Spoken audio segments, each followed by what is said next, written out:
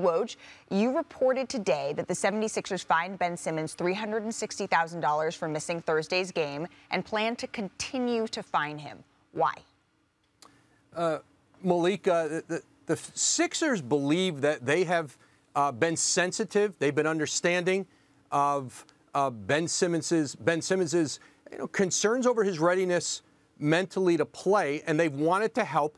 They've offered assistance, and Ben Simmons hasn't accepted any of it. And, also the fact that they have not been able to get Ben Simmons to meet with their own doctors to get an evaluation on Ben Simmons, to try to get toward a plan of action to try to get him the help he needs and back on the court. And they've not gotten information from him about where he is meeting.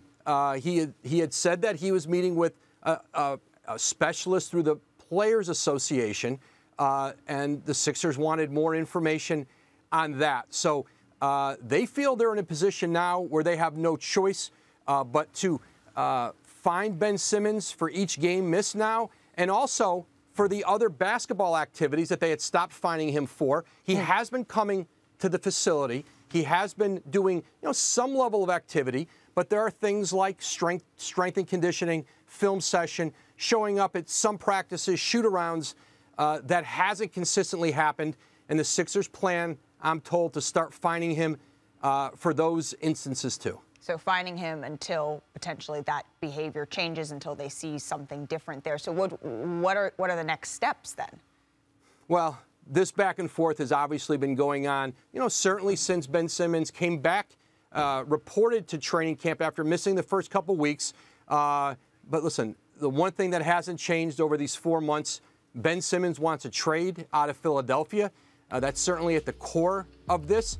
The Sixers want to find a trade, but right now, as we've discussed at length, there is not a marketplace where the Sixers feel they can get back the kind of value they're going to want to trade Ben Simmons, a player who's got 4 years left on his deal. And so, right now it puts the onus back on Ben Simmons. He can certainly file a grievance with the Players Association about the fines that are now being levied on him.